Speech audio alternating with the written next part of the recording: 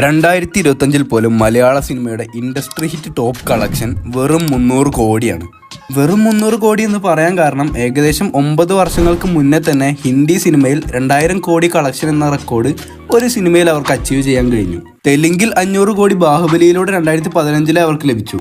2018 തമിഴിലും 2.0 500 കോടി, 2022 കന്നഡ ഫിലിം ഇൻഡസ്ട്രിയിലും 500 കോടി. അതിന്റെ ശേഷം മൂന്നാർ, ജവാന്, പത്താന്, കൽക്കി, എനിമല്, ലിയോ, സലാർ, അങ്ങനെ കുറെ നല്ലതും മോശമായിട്ടുള്ള സിനിമകൾ 500ഉം 1000 കോടികളൊക്കെ കളക്ട് ചെയ്തു. ഇപ്പോൾ 1000 കോടി കളക്ഷൻ അടിച്ച പത്താനും നമ്മുടെ ലോഗയും ഒരുമിച്ച് വെച്ചാൽ സ്റ്റാൻഡേർഡും കണ്ടന്റും മേക്കിങ്ങും എല്ലാം കൊണ്ടും ലോഗ വാസ് ബെറ്റർ അല്ലേ? പക്ഷേ എന്തുകൊണ്ടാണ് വി സ്റ്റിൽ കാണ്ട് അച്ചീവ് 500 കോടി? അതും മൗത്ത് പബ്ലിസിറ്റിയിൽ ലോക പാനിന്റെ റീച്ച് ഉണ്ടാക്കിയിട്ട് പോലും. മറ്റ് ഇൻഡസ്ട്രികളിലെ നടന്മാരും ഡയറക്ടേഴ്സും ഒക്കെ നമ്മുടെ ഇൻഡസ്ട്രിയിലെ സിനിമകളെയും ആർട്ടിസ്റ്റുകളെയും കുറിച്ച് പുകഴ്ത്തുന്നത് നമ്മൾ പലതവണ കേട്ടിട്ടുള്ളതാണ്. Mumbai or somewhere they're saying Malayalam films are very good. The Hindi mainstream does not engage me at all. Okay. So I prefer watching Malayalam and Tamil movies. So my friends want to watch more and more Malayalam films. Said that to me, one of the greatest storytelling parts of India, if I could say it like this, is the South Indian part. They have some outstanding storytelling. Malayalam cinema. Because I'm a great fan and I've trained in Malayalam cinema. Wonderful work is being done now. Malayalam cinema, I think, has the best writing today. അപ്പോൾ നമുക്ക് ആദ്യം തന്നെ മലയാളം സിനിമയിലെ industry ഹിറ്റുകളെല്ലാം ഒന്ന് നോക്കാം. 2009 മുതലുള്ള കാര്യങ്ങൾ നോക്കുകയാണെങ്കിൽ മമ്മൂക്കയുടെ കേരള വർമ്മ പഴശ്ശിരാജ അന്ന് 30 കോടി കളക്ഷൻ എന്ന റെക്കോർഡ് സെറ്റ് ചെയ്തു. അന്നത്തെ ആ ഒരു ഇൻഡസ്ട്രി ഹിറ്റ് പിന്നീട് 2013 ലാലേട്ടന്റെ ദൃശ്യമാണ് ബ്രേക്ക് ചെയ്തത്. പിന്നീട് 2 വർഷങ്ങൾക്ക് ഇപ്പുറം അൽഫോൺസ് പുത്രന്റെ പ്രേമം 73 കോടി റെക്കോർഡ് എന്ന ബെഞ്ച് മാർക്ക് സെറ്റ് ചെയ്തു. തൊട്ടടുത്ത വർഷം ലാലേട്ടൻ തന്റെ സ്ഥാനം പിന്നെയും പിടിച്ചെടുത്തു. പുലിമുരുകൻ അങ്ങനെ മലയാള സിനിമയുടെ ആദ്യത്തെ 100 കോടി സിനിമയായി മാറി, അതും 2016. പിന്നീട് ആ ഒരു റെക്കോർഡ് ബ്രേക്ക് ചെയ്യാൻ 7 വർഷങ്ങളെടുത്തു. കൃത്യമായി പറയുകയാണെങ്കിൽ 2023 ജൂഡ് ആന്റണി ജോസഫിന്റെ സംവിധാനത്തിൽ വന്ന 2018 ആ സിനിമയാണ് അടുത്ത ഇൻഡസ്ട്രി ഹിറ്റായി മാറിയത്. ഏകദേശം 200 കോടി കളക്ഷൻ 2018 എന്ന സിനിമയ്ക്ക് ലഭിച്ചു. അതിനുശേഷം പിന്നെ മഞ്ഞുമൽ ബോയ്സ് 252 കോടി. പിന്നെ എഗെയിൻ 2025 ലാലേട്ടൻ, L2, എമ്പുരാൻ വെച്ച് 268 കോടി. ആൻഡ് ഇപ്പോ ഇൻഡസ്ട്രി ഹിറ്റായി ലോക ചാപ്റ്റർ 1 ചന്ദ്ര, അതും 303 കോടി രൂപ കളക്ഷൻ വെച്ച്. പക്ഷേ ഇന്ത്യൻ സിനിമയിലെ ബാക്കിയുള്ള പല ഇൻഡസ്ട്രികളെ വെച്ച് നോക്കുമ്പോൾ അവിടെ പല സിനിമകളും 1000 കോടി കളക്ഷൻ എന്ന ബെഞ്ച് മാർക്ക് സെറ്റ് ചെയ്തിട്ടും നമുക്കിപ്പോഴും 500 കോടി ബോക്സ് ഓഫീസ് കളക്ഷൻ പോലും ഒരു വലിയ ദൂരമുള്ള സ്വപ്നമാണ്. അതെന്തുകൊണ്ടായിരിക്കും? ഇനി ശരിക്കും മലയാള സിനിമ പ്രേക്ഷകർ മലയാള സിനിമയെ സപ്പോർട്ട് ചെയ്യാത്തതുകൊണ്ടാണോ?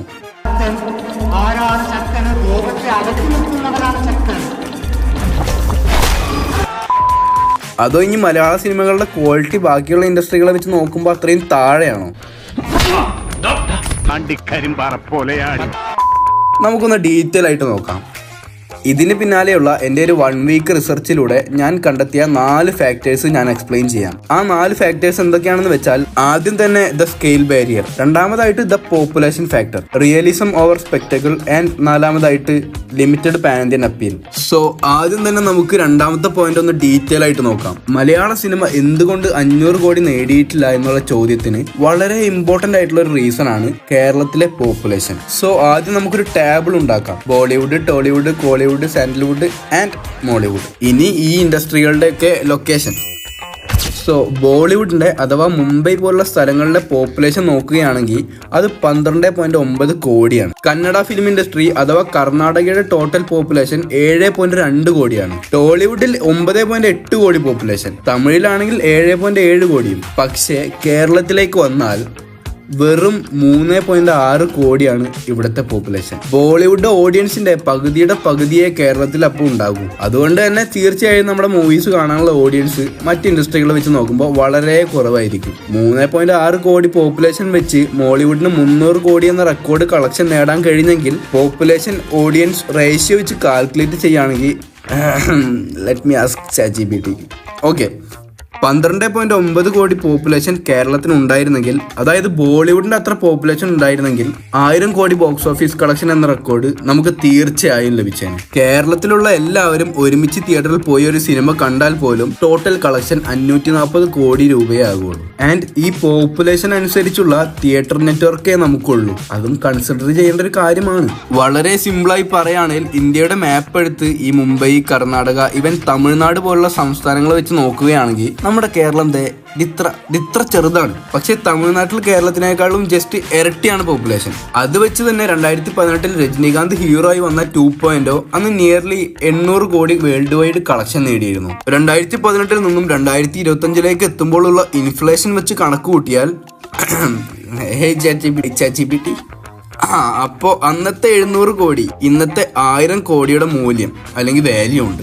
സോ അപ്പോൾ പോപ്പുലേഷൻ ഒരു ഇമ്പോർട്ടൻറ്റ് ഫാക്ടർ ആണെങ്കിലും അത് മാത്രമാണ് നമ്മുടെ ഇൻഡസ്ട്രിയുടെ കളക്ഷനെ ബാധിക്കുന്നത് എന്ന് പറയാൻ ഒരിക്കലും കഴിയില്ല. അവിടെയാണ് നമ്മൾ നമ്മുടെ ഫസ്റ്റത്തെ ഫാക്ടറിന്റെ റോള് മനസ്സിലാക്കുന്നത്, ദ സ്കെയിൽ ബാരിയർ. മലയാള സിനിമയുടെ ഒക്കെ ബഡ്ജറ്റ് ബാക്കിയുള്ള ഇൻഡസ്ട്രികളെ വെച്ച് കമ്പയർ ചെയ്യുമ്പോൾ വളരെ വളരെ വളരെ വളരെ ചെറുതാണ്. ഒരു എക്സാമ്പിൾ നോക്കുകയാണെങ്കിൽ നമ്മളിപ്പോൾ പറഞ്ഞ 2.0 മൂവിയുടെ ബഡ്ജറ്റ് പോലും 570 കോടിയാണ്. സോ അതുകൊണ്ട് തന്നെ സ്കെയിൽ വൈസ് മലയാള സിനിമ കുറേ കാലം താഴെ തന്നെ ആയിരുന്നു. എമ്പുരാനൊക്കെ മലയാളം സിനിമയുടെ സ്കെയിൽ വൈസിൽ വലിയൊരു മാറ്റം തന്നെ കൊണ്ടുവന്നിട്ടുണ്ട് ഇപ്പോൾ. പക്ഷേ ഈ ഒരു ബഡ്ജറ്റ് കുറവായത് ഒരിക്കലും നമ്മുടെ ഇൻഡസ്ട്രിയിലെ സിനിമകളുടെ ക്വാളിറ്റിയെ ബാധിച്ചിട്ടില്ല എന്നുള്ളത് അഭിമാനിക്കാവുന്ന ഒരു കാര്യമാണ്. ഇപ്പോൾ ഈ വർഷം 450 കോടി ബഡ്ജറ്റിൽ വന്ന ഗെയിം ചേഞ്ചർ വെറും 150 കോടി കളക്ഷൻ കിട്ടി പൊട്ടിയതും, കഴിഞ്ഞ വർഷം 600 കോടി ബഡ്ജറ്റിൽ വന്ന കൽക്കി 1200 കോടി കളക്ഷൻ നേടിയ ഒരു വൻ വിജയമായതും ഒരു കോയിനിന്റെ 2 വശങ്ങളാണ്. ആൻഡ് ബ്രഹ്മാണ്ഡ സിനിമകൾ എന്ന് പറയത്തക്ക ഒന്ന് മലയാളത്തിലില്ല എന്ന് തന്നെ പറയാം. രാജമൗലിയുടെ ബ്രഹ്മാണ്ഡ സിനിമകളിലെ 150-250 കോടി മുടക്കിയെടുക്കുന്ന ബാഹുബലി, അല്ലെങ്കിൽ 500 കോടിക്ക് മുകളിൽ ബഡ്ജറ്റിൽ വന്ന മൂന്നാർ, ഇതെല്ലാം 1000 കോടി കളക്ഷൻ നേടാൻ അതിന്റെ സ്കെയിൽ വൈസ് വഹിച്ചിട്ടുള്ള പങ്ക് വളരെ വലുതാണ്. നമുക്ക് ഓഡിയൻസ് കുറവായതുകൊണ്ട് തന്നെ മലയാളത്തിൽ അങ്ങനെ ഒരു സിനിമ ചെയ്യാൻ പ്രൊഡ്യൂസേഴ്സിനെല്ലാം ഒരു ഭയം വരും. After all this is all a business. Scale wise വലുതാണ് ആൻഡ് ആ മൂവിയും നല്ലൊരു ക്രാഫ്റ്റായി മാറിയാൽ ആ സിനിമക്ക് തീർച്ചയായും ഒരു പാൻ ഇന്ത്യൻ റീച്ച് ലഭിക്കും. പാൻ ഇന്ത്യൻ റീച്ച് അതായിരുന്നു നമ്മുടെ ലാസ്റ്റത്തെ പോയിന്റ്. സപ്പോസ് തമിഴിൽ നിന്നും വിജയുടെ ഒരു മൂവി കേരളത്തിൽ ഇറങ്ങുകയാണെങ്കിൽ, അല്ലെങ്കിൽ അല്ലു അർജുൻ്റെ ഒരു സിനിമ, അവയൊന്നും കേരളത്തിൽ പ്രത്യേകിച്ച് മാർക്കറ്റ് ചെയ്യേണ്ട ആവശ്യമില്ല.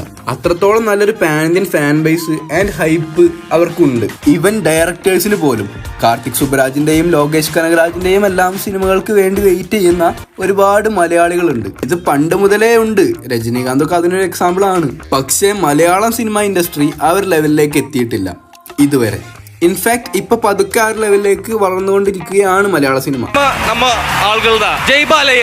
The lack of a mass hero branding.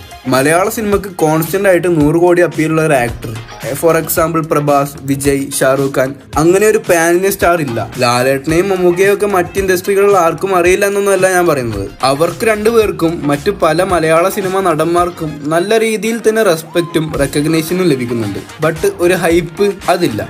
അതിന് കാരണം എന്താണെന്ന് വെച്ചാൽ നമ്മുടെ സിനിമകളുടെ ഡബ്ഡ് റിലീസ് പണ്ട് മുതലേ വളരെ ചുരുക്കമായിരുന്നു. അതായത് അല്ലു അർജുനെ മല്ലു അർജുനാക്കി മാറ്റിയത് അദ്ദേഹത്തിന്റെ മൂവീസ് ഡബ് ചെയ്ത് നല്ല രീതിയിൽ മാർക്കറ്റ് ചെയ്ത് കേരളത്തിൽ റിലീസാക്കിയത് കൊണ്ടാണല്ലോ. ആ ഡബ്ഡ് സിനിമകളെല്ലാം കണ്ടതുകൊണ്ടാണ് മലയാളി പ്രേക്ഷകരുടെ മനസ്സിൽ അല്ലു അർജുനൊരു സ്ഥാനം ലഭിച്ചത്. പക്ഷേ മലയാളത്തിൽ ലിമിറ്റഡ് ഡബ്ഡ് റിലീസ് ആയതുകൊണ്ട് തന്നെ പാൻ ഇന്ത്യൻ റീച്ച് എത്തുന്ന മലയാള സിനിമകൾ വളരെ ചുരുക്കമാണ്.